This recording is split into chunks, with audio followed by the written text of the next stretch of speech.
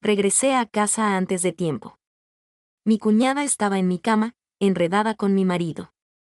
Me quedé de piedra, helada hasta los huesos. Luego, di media vuelta y salí caminando. Él corrió detrás de mí, con el pánico desbordándosele por los ojos. Espera. La regué. No volverá a pasar. No dije una sola palabra. Porque lo que hice después, él jamás, ni en sus peores pesadillas, lo vio venir. Lo primero que recuerdo es el sonido. Ese zumbido bajo y constante de lavavajillas, tan indiferente, tan ajeno, como si dentro de esas paredes nada se hubiera roto para siempre. Era jueves por la noche, pasaditas de las 8. Había salido temprano del trabajo porque la clínica estaba sumida en un silencio sepulcral. Esa clase de quietud pesada que te hace sentir que, de pronto, ya no eres necesaria. Pasé a cargar gasolina, me salté la cena y manejé a casa con la mente en blanco, soñando únicamente con el agua caliente de la regadera y el silencio. El foco de la entrada estaba encendido. Hasta ahí, nada fuera de lo común. Lo que sí era extraño era ese par de zapatos de más junto a la puerta. Unos flats de mujer, color beige. Y definitivamente, no eran míos. Por un instante eterno, me quedé parada ahí, con el manojo de llaves apretado en la mano, dándole vueltas a las posibilidades con una calma que rayaba en lo clínico, en lo frío. Alguna vecina, pensé. Mi cuñada, Rebeca, se había estado quedando con nosotros de vez en cuando desde que se separó. A veces caía de sorpresa, sin mandar siquiera un mensaje de WhatsApp. Unas veces traía una botella de vino, otras, solo un montón de opiniones que nadie le pedía. Abrí la puerta. La casa olía ligeramente a limpiador de cítricos, a ese fabuloso de siempre, pero había algo más flotando en el aire. Un perfume dulce, empalagoso, completamente fuera de lugar. La televisión de la sala estaba en silencio, escupiendo un resplandor azul pálido que bailaba como un fantasma sobre las paredes. Ni una voz. Ni una risa. Solo el murmullo de los electrodomésticos y el crujido suave de la madera bajo mis propios pasos. Pasé de largo la cocina. Pasé junto a la isla de granito donde, hace apenas 2 años, firmé los papeles de la hipoteca. Mi nombre, primero. Mi sueldo, el más grande, mi historial de crédito, el más sólido. Había sido una decisión puramente práctica. Esteban, mi marido, aceptó en su momento sin darle muchas vueltas, sonriendo con esa facilidad suya tan característica, agradecido de dejarse llevar por un sistema que casi nunca le exigía rendir cuentas de nada. La luz del pasillo estaba apagada. La puerta de nuestra recámara estaba entreabierta. La empujé. Durante un segundo, el mundo perdió por completo el sentido. Ni las formas, ni los colores, ni ese ritmo de movimiento torpe que se detuvo una fracción de segundo demasiado tarde. Y entonces, los detalles se encajaron como cristales rotos. El cabello de Rebeca desparramado sobre mi almohada, su blusa desabotonada, Esteban girando torpemente, con una mano todavía aferrada a la pretina de su pantalón, abriendo los ojos de una manera que resultaba casi teatral, casi ridícula. Nadie dijo una palabra. Sentí como mi cuerpo entero se quedaba inmóvil, estático, como si algo muy profundo dentro de mí hubiera decidido, en ese preciso instante, ahorrar toda su energía para lo que venía. No sentí calor. No hubo una llamarada de furia, ni un quiebre dramático de telenovela. Solo una separación limpia, fría y quirúrgica entre lo que mis ojos estaban viendo y lo que estaba a punto de hacer. Di media vuelta.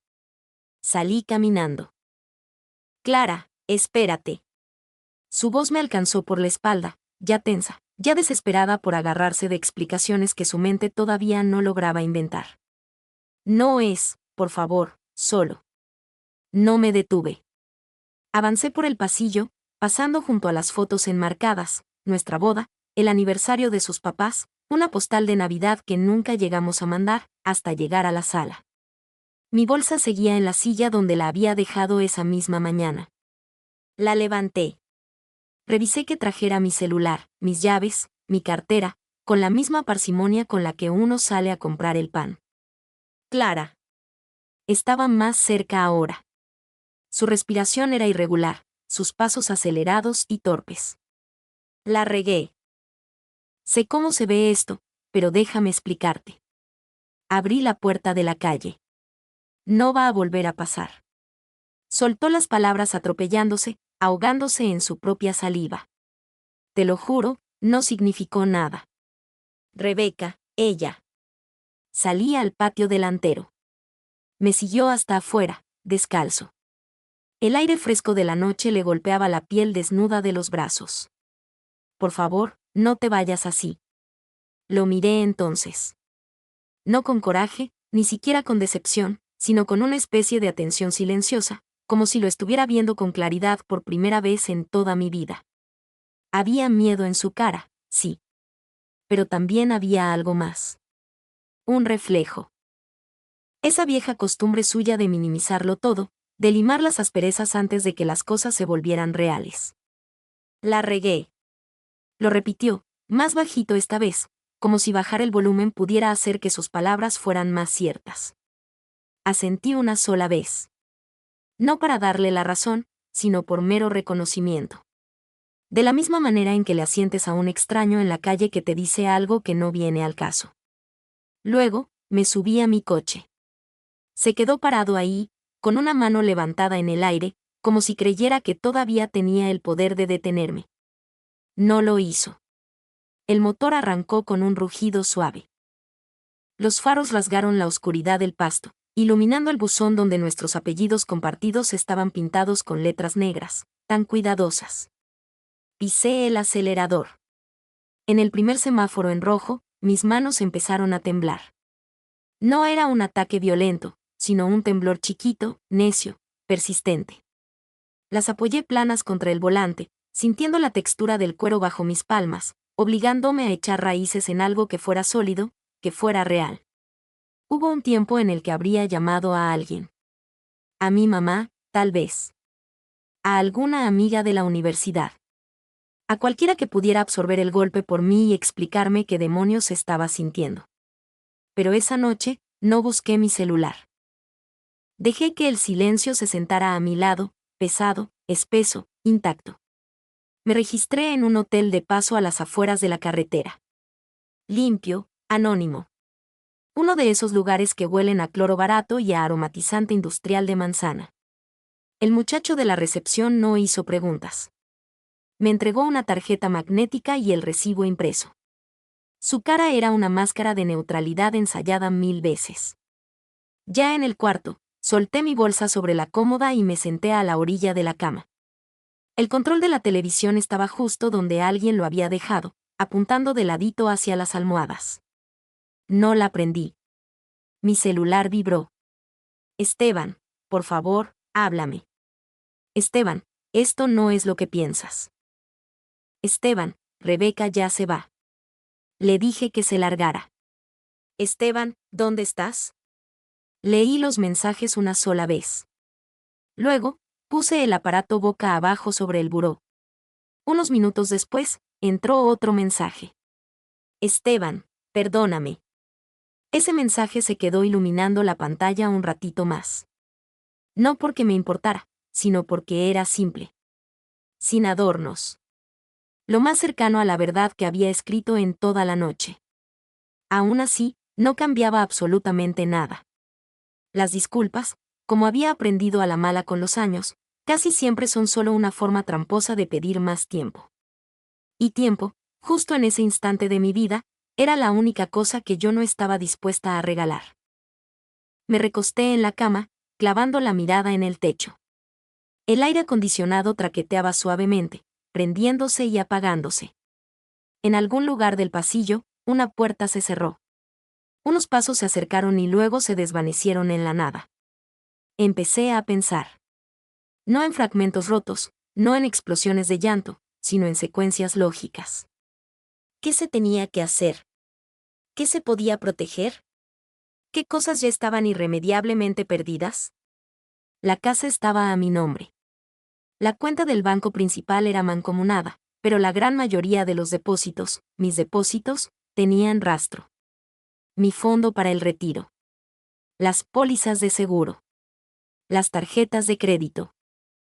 Había una arquitectura en todo eso, un sistema que podía ser examinado con lupa, ajustado y, sobre todo, blindado. Me senté de golpe. Mi teléfono seguía en la cómoda. Su pantalla oscura reflejaba apenas el contorno fantasmal de mi cara.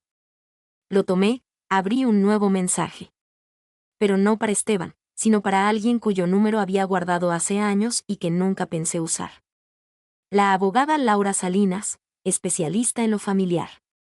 Mis pulgares flotaron sobre el teclado por un segundo y luego empezaron a bailar. Hola, Laura. Soy Clara Garza. Nos conocimos rápido en la cena de beneficencia del año pasado.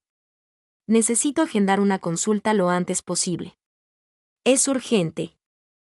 Leí el texto una vez, revisando el tono, buscando que fuera cristalino.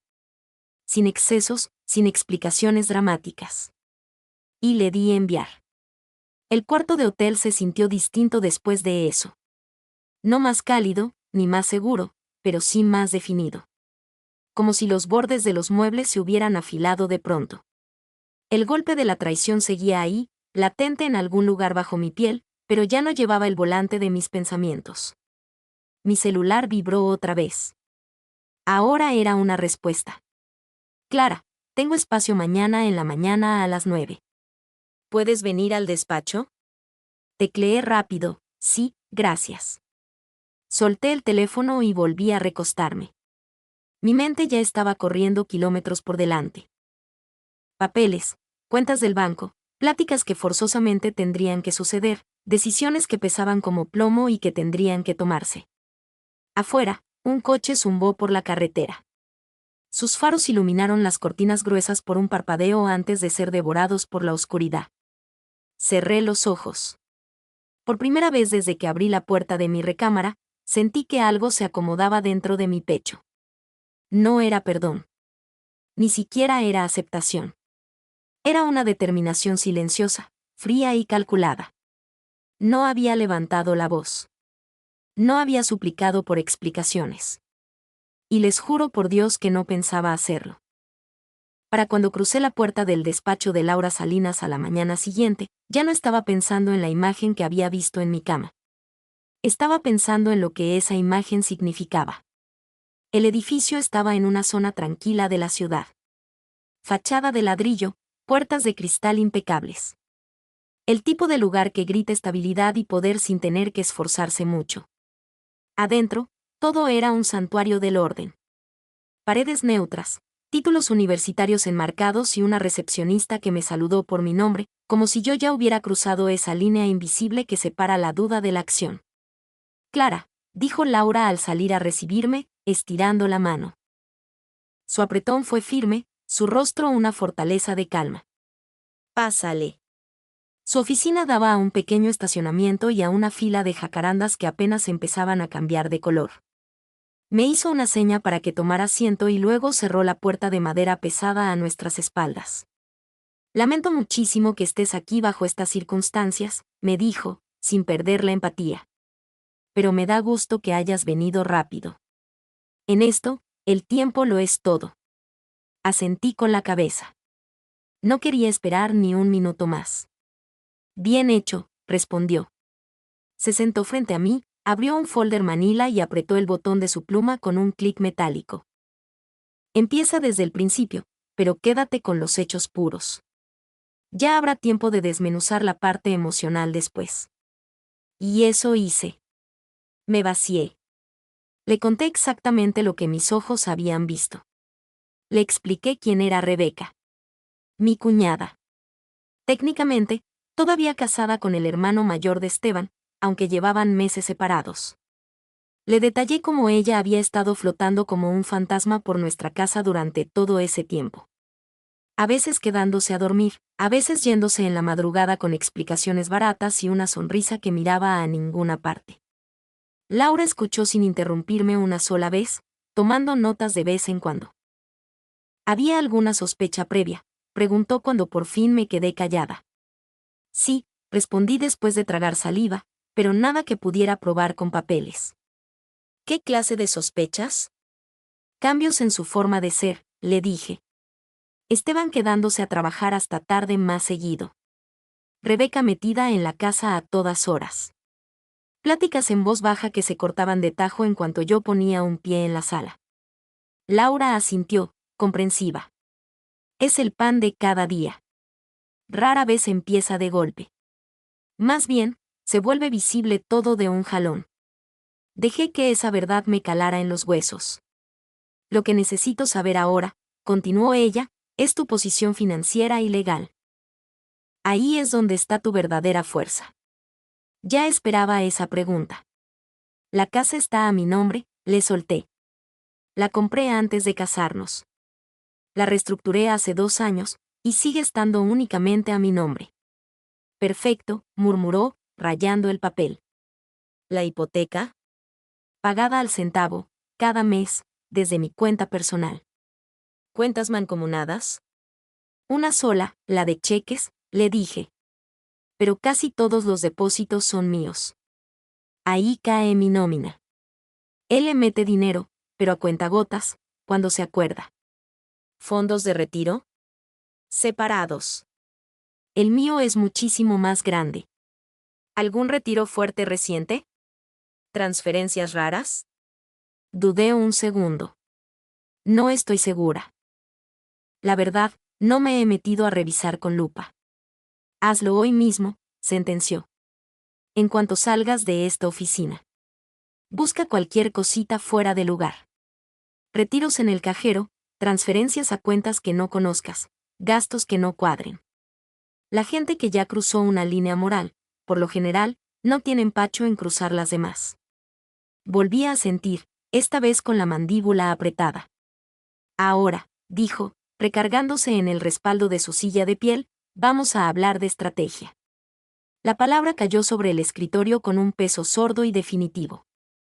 Tienes opciones, me explicó, pero lo más importante en este momento es el control. Control emocional, control financiero y control legal. Ya diste el primer paso al salirte de la casa sin armar un circo ni buscar pleito. Eso te regala tiempo. Tiempo. Esteban me lo había pedido anoche, lloriqueando, como si fuera algo que yo pudiera sacarme de la bolsa y dárselo en la mano, como un juego de llaves de repuesto. Demanda tú primero, me ordenó Laura. Importa muchísimo. Marca el ritmo del baile. Demuestra tus intenciones. Y evitas que él te madrugue con alguna jugada legal. ¿Va a ser muy complicado el proceso?, pregunté. Eso depende enteramente de cómo reaccione él, me contestó. Pero por lo que me cuentas, tienes el sartén por el mango. La casa es tuya. Tu sueldo es estable. Y gracias a Dios, no hay niños de por medio. Dejé salir el aire despacito. Ni siquiera me había dado cuenta de que estaba aguantando la respiración. ¿Y qué pasa con ella?, pregunté, mordiéndome el labio. ¿Con Rebeca? La cara de Laura no movió ni un músculo. Legalmente, ella es un fantasma. Es irrelevante. Moralmente, bueno, esa es otra plática muy distinta. Pero a los juzgados les importa un comino la moralidad, mucho menos de lo que la gente cree. Casi se me escapa una sonrisa. No porque fuera chistoso, sino porque era de una precisión brutal, casi poética. ¿Qué hago ahora?, le pregunté. Hoy, me instruyó, vas a ir a tu casa cuando sepas que no hay nadie. Vas a juntar todos tus papeles. Declaraciones del SAT, estados de cuenta, escrituras, todo lo que huela a patrimonio. Aseguras tus cuentas personales. Cambias todas tus contraseñas. Y si tienen tarjetas de crédito compartidas, ve pensando en cancelarlas o congelarlas ya. ¿Y él?, pregunté, sintiendo un nudo en la garganta. ¿Hablo con él? Todavía no, cortó en seco. No hasta que estés completamente blindada. Ahorita, cualquier sílaba que sueltes la va a usar para negociar, para hacerse la víctima, para ganar tiempo. Tú no le debes nada. Eso, más que cualquier otra cosa legal que hubiera dicho, acomodó una pieza suelta dentro de mi alma. Tú no le debes nada. Cuando salí de su despacho a la calle, el aire de la mañana se sentía más filoso, más limpio. Me senté en mi coche un buen rato, repasando cada palabra que habíamos hablado. Ya no como una esposa engañada repasando su dolor, sino como alguien preparándose para un proceso. Mi celular vibró. Esteban. No pegué el ojo en toda la noche. Por favor, solo dime dónde estás. Esteban, Rebeca ya se largó. Le prohibí que volviera a pisar la casa. Esteban, tenemos que hablar. Leí los mensajes y, acto seguido, abrí la aplicación del banco. Los números brincaron en la pantalla. Saldos familiares, fechas de corte, todo muy ordenadito. Por un instante fugaz, todo parecía estar en santa paz. Y entonces deslicé el dedo hacia abajo. Hace 3 días, una transferencia SPI que yo no reconocía. Hace 2 semanas, una cascada de retiros en cajero, lo suficientemente chiquitos para pasar de noche, pero consistentes como gotera. Un pago a una tarjeta que jamás en mi vida había visto. Sentí que la tierra se movía bajo mis pies. No era rabia. Ni siquiera era el dolor de la traición. Era pura y dura confirmación. Laura tenía la boca llena de razón. Esto no fue un error de una noche. Era un patrón bien tejido. Tomé capturas de pantalla de todo. Las guardé y las acomodé en una carpeta oculta. Luego, me metí a la configuración y cambié la contraseña del banco. Le activé la verificación en 2 pasos para que nadie más pudiera entrar. Revisé las tarjetas de crédito. El mismo patrón. Cargos hormiga, restaurantes en rumbos que no frecuentábamos, moteles de paso. Cada clic que daba era metódico. Calculado. A media tarde, ya estaba estacionada a una cuadra de mi propia casa. La calle se veía igualita que siempre. Tranquila, los vecinos barriendo sus banquetas, cada quien en su rutina. Nada en el universo exterior daba pistas de la bomba que había estallado dentro de esas paredes. Me quedé esperando, escondida, hasta que vi el coche de Esteban echarse en reversa y salir de la cochera. Ni siquiera volteó a ver hacia la calle. No me vio. Conté despacito hasta 30. Y entonces, arranqué y me paré en la puerta. La chapa estaba sin seguro. Adentro, la casa se respiraba diferente. No porque hubieran movido un solo mueble, sino porque ahora la estaba viendo sin esa venda de confianza ciega que me había puesto en los ojos durante años. Los sillones, los retratos familiares, los adornitos del centro de mesa que escogimos juntos, de pronto, todo eso dejó de ser un hogar. Se había convertido en pura evidencia. Me moví como un relámpago. Los papeles primero. Directo al archivero del estudio, cajón de hasta arriba. Las declaraciones de impuestos, las escrituras de la hipoteca, las pólizas de los seguros. Todo lo metí en un sobremanila y de ahí, al fondo de mi bolsa. Luego, la recámara. La cama estaba perfectamente tendida. Ese detalle, tan minúsculo, tan cínico, casi me detiene en seco. Como si estirar las sábanas pudiera borrar lo que había pasado ahí encima. Pero no me dejé caer. Abrí mi closet, bajé una maleta y empecé a aventar ropa.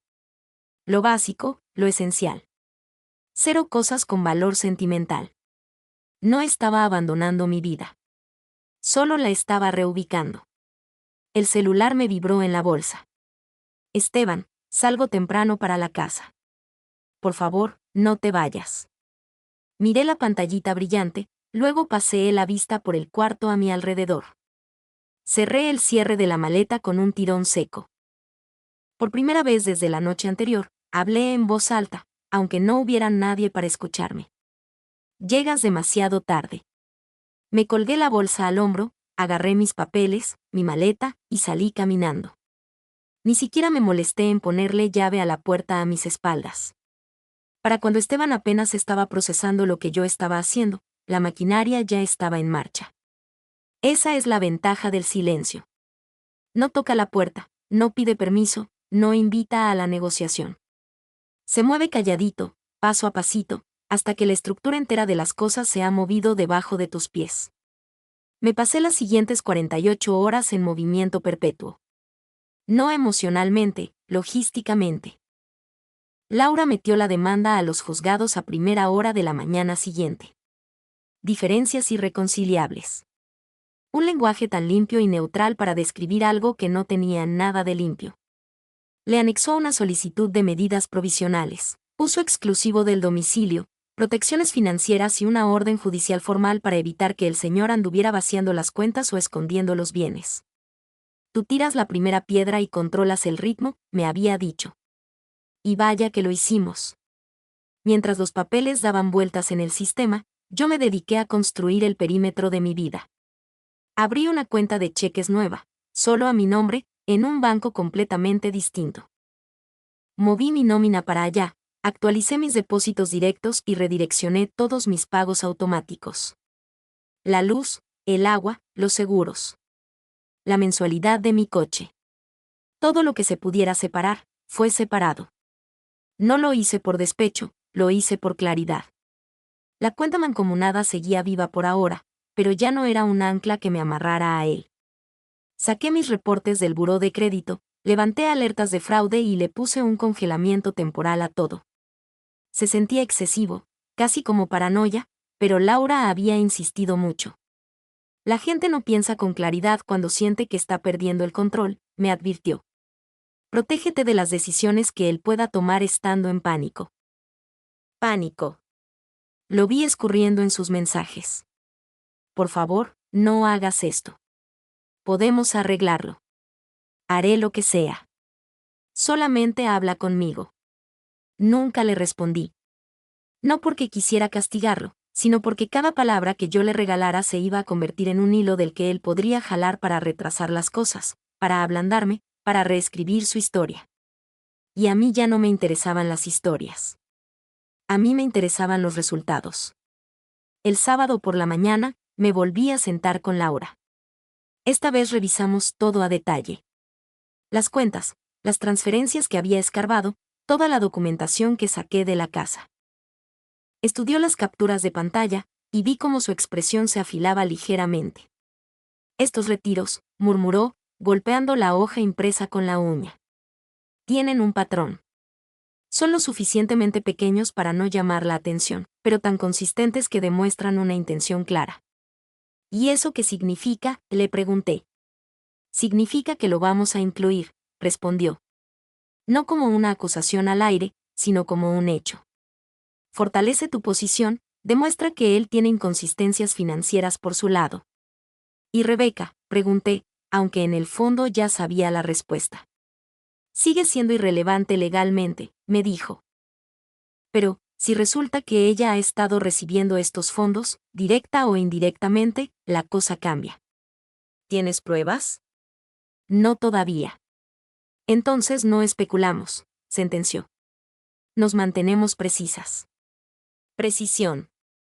Esa palabra se estaba convirtiendo en una especie de idioma que yo entendía por puro instinto. Para cuando salí de su oficina, los siguientes pasos estaban clarísimos. Lo iban a notificar el lunes. Le iban a entregar los papeles formalmente, sin ambigüedades, sin margen para que él reinterpretara las cosas. El sistema iba a tomar las riendas en ese lugar donde las emociones ya no tenían cabida. Esa misma tarde, regresé a la casa por última vez. No iba a recoger nada, ya me había llevado lo que realmente importaba, pero necesitaba pararme en ese espacio sin la urgencia, sin el shock del primer día. El coche de Esteban estaba en la entrada. Me quedé congelada un momento, debatiendo si mejor me daba la vuelta para evitarme la confrontación de la que tanto me había advertido Laura. Pero algo muy hondo dentro de mí se resistió. Esta seguía siendo mi casa, mi espacio, mi decisión. Di un paso y entré. Él estaba en la cocina, parado junto a la barra con el celular en la mano. Cuando me vio, se quedó petrificado de una forma que era el espejo exacto de la noche anterior, pero esta vez ya no había confusión en su cara, solo pura anticipación. Clara. Pronunció mi nombre con voz baja, cautelosa. Gracias a Dios. Ya no sabía si tú estabas. Vine nada más por un par de minutos, le dije, soltando mis llaves sobre la barra. Es todo. Asintió con la cabeza rapidísimo, como si darme la razón fuera a evitar que me volviera a ir. Está bien. Está bien, no pasa nada. Se hizo un momento de silencio, estirado hasta romperse por todas las cosas que no estábamos diciendo. Te he estado tratando de localizar por todos lados, soltó por fin. Yo. Necesito explicarte las cosas. Lo miré. No de forma grosera, pero sin darle un solo milímetro de entrada. Ya tuviste tu tiempo, le contesté. Esas explicaciones se las vas a poder dar a tu abogado. La palabra aterrizó entre nosotros. Abogado. Sólida, inamovible. Su expresión cambió, la confusión dándole paso a algo mucho más filoso. ¿A qué te refieres?, preguntó. El lunes te vas a enterar, le dije. Clara, ¿qué estás haciendo? Su voz subió de tono, rasposa, al borde de algo muy parecido al miedo. Esto es una locura. Ni siquiera lo hemos platicado. No hay absolutamente nada que platicar, respondí. Eso no es cierto, escupió rápidamente. La gente comete errores. Uno los trabaja y sale adelante. De eso se trata el matrimonio. Dejé que sus palabras flotaran un momento. El matrimonio también se trata de confianza, le dije. Y de respeto. Y de límites. Ya lo sé, rogó, dando un paso hacia mí. Rompí todo eso. Lo entiendo. Pero eso no significa que agarres y tires todo a la basura. ¿Todo? La casa, las cuentas del banco, los años. Él seguía pensando en términos de pérdida. En lo que él iba a perder, en lo que todavía creía que podía salvar. Yo estaba pensando en términos de alineación. En lo que simplemente ya no encajaba en mi vida. No estoy tirando nada a la basura, le aclaré. Estoy poniendo las cosas de regreso en el lugar que les corresponde. Se me quedó viendo fijamente, buscando algo en mi cara. Rabia, tal vez, o un poquito de duda. No encontró nada de eso. ¿Y qué pasa con Rebeca?, soltó de pronto, como si decir su nombre en voz alta fuera a forzar un resultado diferente. ¿Qué pasa con ella?, le regresé la pregunta. No fue nada serio. Soltó las palabras atropellándose, cada vez más rápido. Ella le está pasando muy mal. Solo pasó. Solo pasó, repetí, y no fue una pregunta. Él asintió con la cabeza, casi ansioso, como si pensar que estábamos de acuerdo fuera a suavizarle el golpe. Sí, exacto. Fue un error. Le sostuve la mirada. Entonces vas a tener que aprender a vivir con tu error, sentencié. Por un momento inmenso, no movió ni un músculo.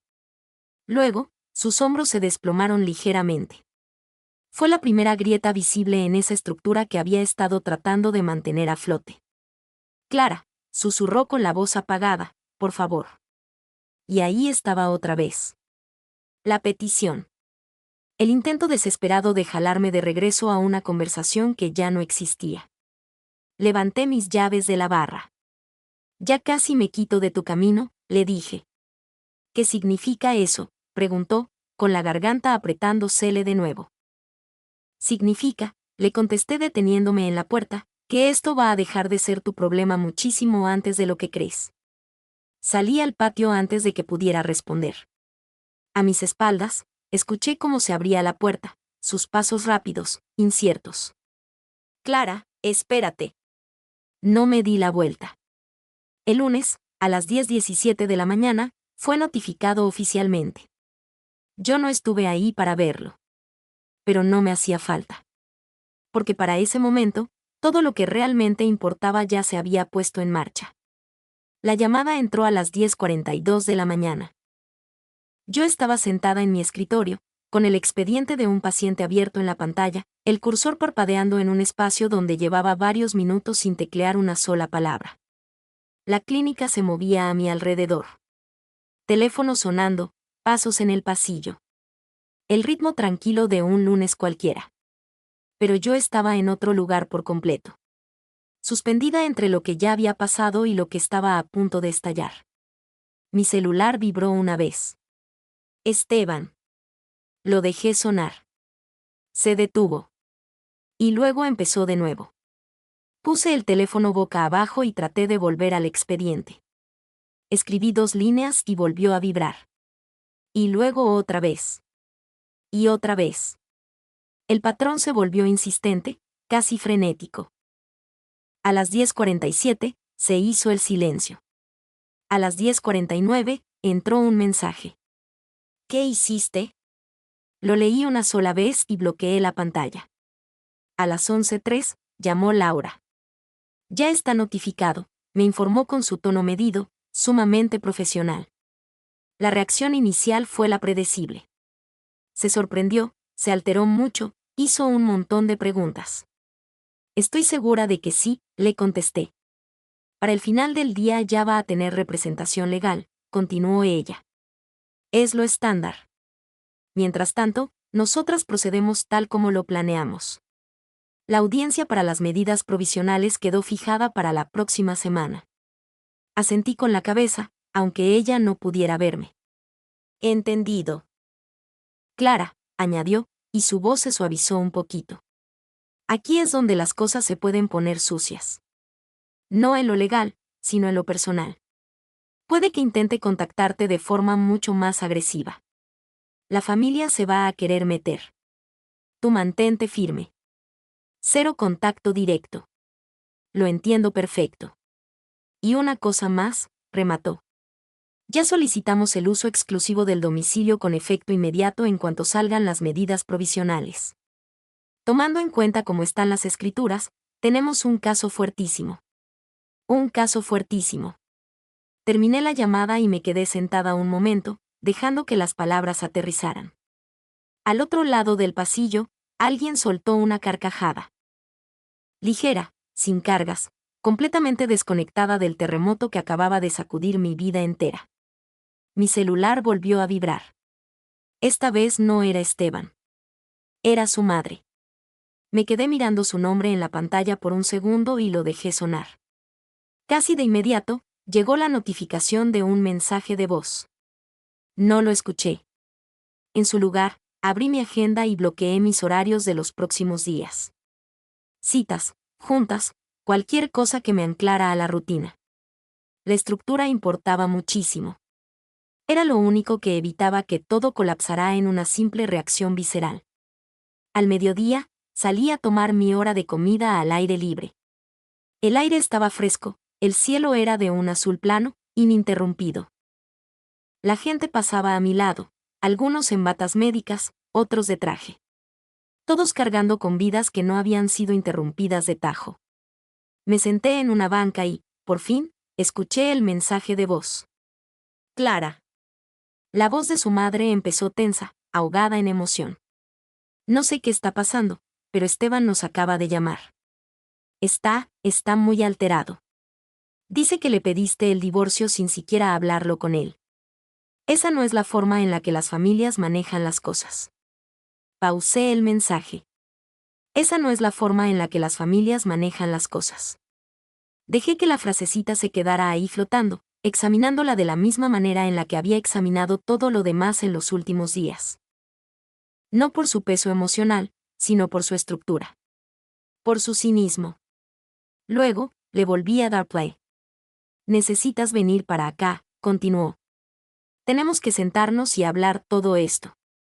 Rebeca está aquí, bueno, claramente ha habido un malentendido. Márcame en cuanto escuches esto. Un malentendido. Borré el mensaje. Por un breve instante, consideré responderle. No para defenderme, no para dar explicaciones, sino simplemente para corregirle el lenguaje. Para cambiar su palabra malentendido por algo muchísimo más exacto. Pero a ella no le interesaba la exactitud. Le interesaba el control. Me puse de pie, me sacudí las manos contra el abrigo y me metí de regreso al edificio. Para cuando llegué esa noche al departamento que había rentado por el mes, tenía 12 llamadas perdidas en el teléfono. 8 de Esteban, 2 de su mamá, una de su hermano y una de un número desconocido.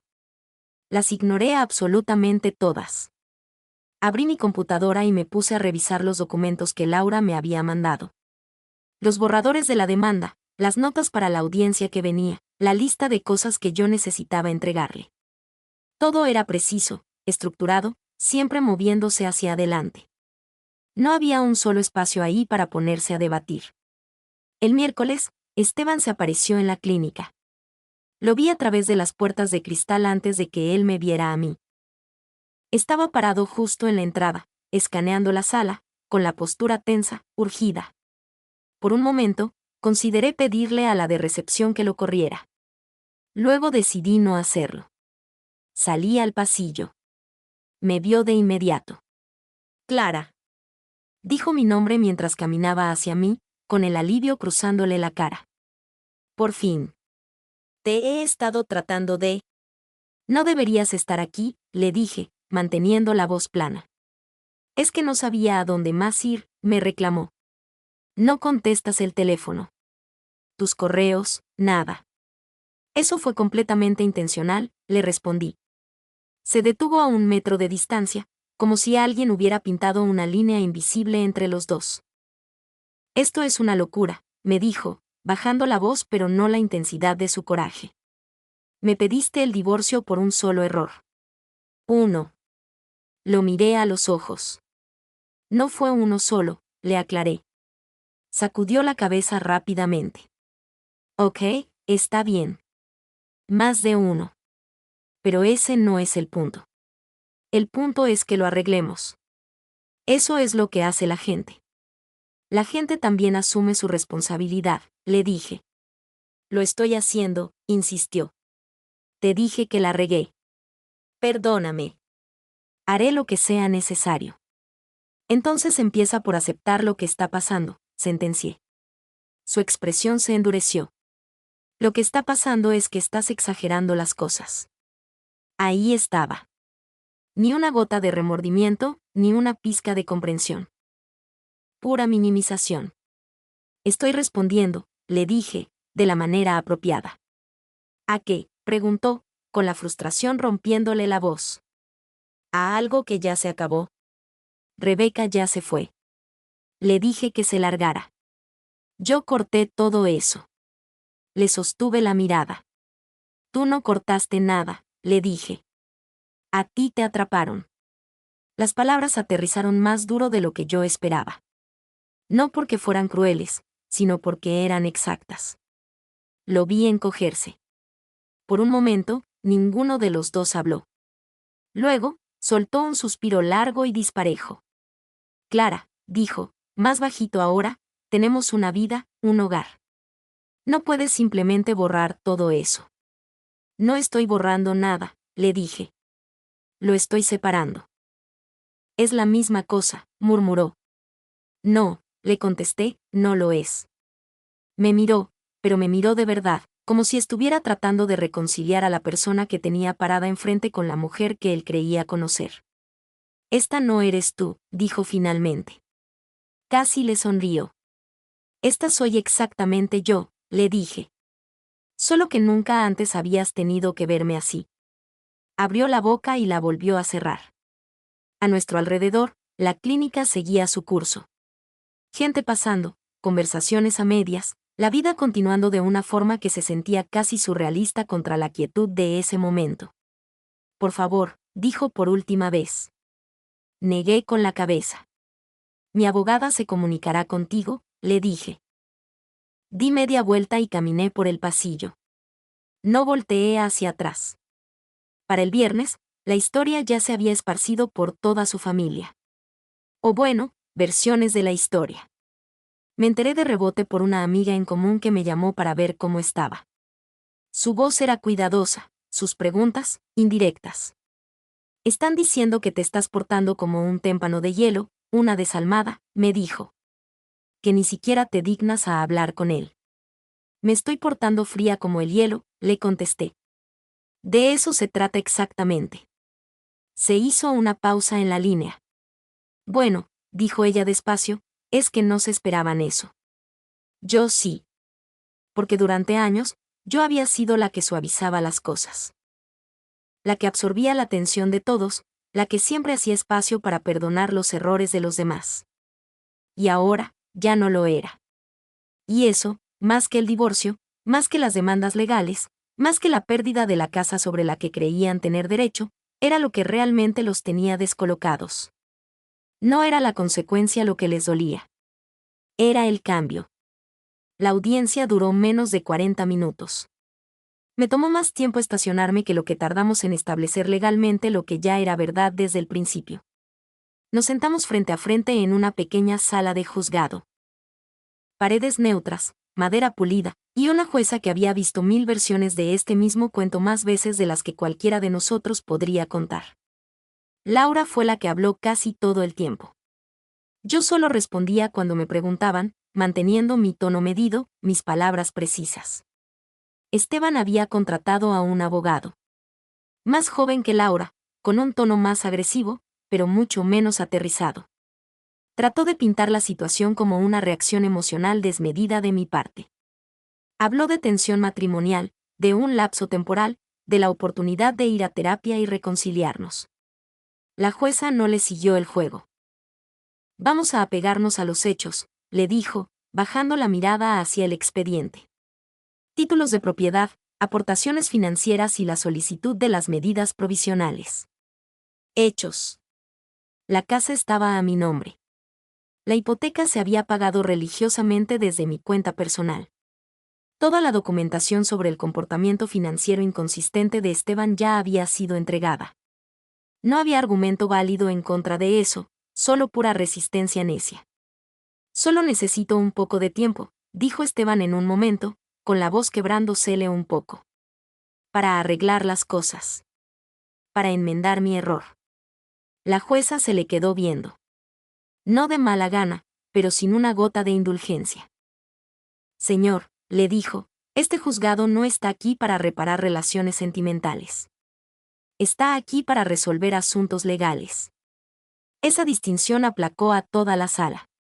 Se otorgaron las medidas provisionales. El uso exclusivo de la casa, para mí.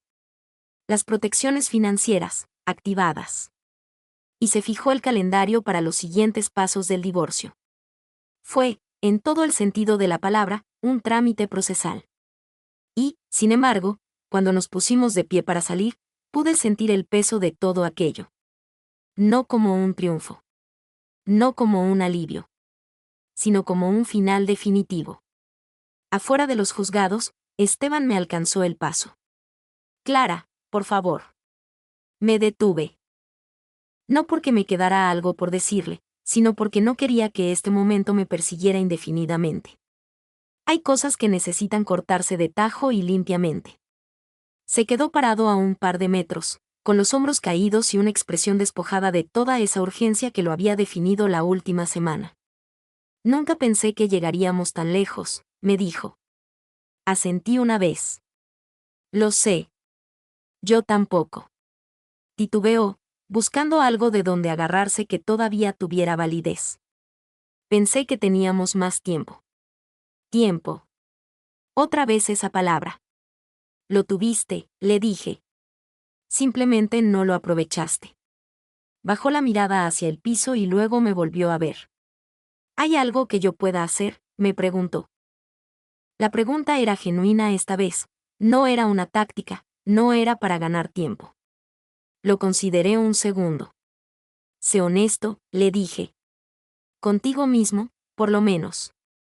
Dejó salir un aliento suave, algo a la mitad entre una risa amarga y un suspiro. ¿Eso es todo? Es lo único que te queda, le contesté. Hubo una pausa larguísima. Luego, asintió despacio, una sola vez, como reconociendo algo que todavía no lograba comprender del todo. Está bien, murmuró. Di media vuelta y me alejé caminando. La casa se sentía diferente cuando regresé. No vacía, solo más callada, más definida. El aire traía el mismo olorcito a limpiador de cítricos de siempre, el mismo zumbido suave del refrigerador, pero sin esa tensión de fondo que yo ni siquiera me había dado cuenta de que estaba ahí. Puse mis llaves en la barra de la cocina, en el mismo lugar donde siempre las dejaba. Por un momento me quedé parada ahí, mirando a mi alrededor. Pero no mirando lo que me habían hecho, sino admirando lo que se había quedado conmigo. Las paredes. La estructura. La vida entera que yo había construido, pieza por pieza, muchísimo antes de que se me ocurriera compartirla. Caminé por la casa despacito. La sala estaba intacta, excepto por la ausencia de ruido. Los archiveros del estudio, con sus documentos perfectamente apilados, ahora organizados de una forma que reflejaba la realidad, y no una fantasía. La recámara. Me detuve en el marco de la puerta. Luego, entré. La cama estaba tendida exactamente como antes. Las mismas sábanas, el mismo acomodo. Las arranqué de un jalón. No por coraje. No como un berrinche simbólico. Lo hice porque era algo práctico y completamente necesario. Las cambié por un juego de sábanas nuevas. Limpias, sin marcas, neutrales. Cuando terminé, el cuarto se veía exactamente igual. Pero les juro que ya no lo era. Las semanas que siguieron fueron tranquilas. No fáciles, pero sí estables. Hubo reuniones, firmas de papeles, conversaciones que jamás cruzaron los límites que Laura había marcado en el piso. Hubo momentos de un cansancio brutal, de mucha reflexión, de esa clase de claridad que solo te llega después de que algo se ha roto en 1000 pedazos y te sientas a examinar los restos. Esteban sacó sus cosas. Rebeca desapareció de la historia por completo. No porque algo se hubiera resuelto con ella, sino porque simplemente ya no tenía cabida en mi vida. La familia de él me buscó un par de veces más. Cada vez con menos frecuencia, con menos insistencia. El lenguaje les cambió, pasaron de la acusación a la distancia, de la certeza absoluta a la duda. Yo nunca les seguí el juego. No por resentimiento. Por pura alineación con mi paz. Una tarde, como al mes de todo, me topé a una conocida en el pasillo del supermercado. Me enteré de lo que pasó, me dijo, cuidando mucho sus palabras. Yo solo quería decirte que admiro muchísimo cómo manejaste las cosas. Le di una sonrisa chiquita, por pura educación. Yo no las manejé, le aclaré. Yo respondí a ellas. Asintió con la cabeza como si me entendiera, aunque la verdad dudo mucho que lo haya hecho. Mientras me alejaba con mi carrito, me quedé pensando en la diferencia. Manejar algo implica que tienes el control sobre el evento en sí. Responder es aceptar que la desgracia ya ocurrió, y que lo único que realmente importa es lo que decides hacer después. El divorcio finalizó sin nada de drama. No hubo batallas eternas, ni revelaciones sorpresa de última hora.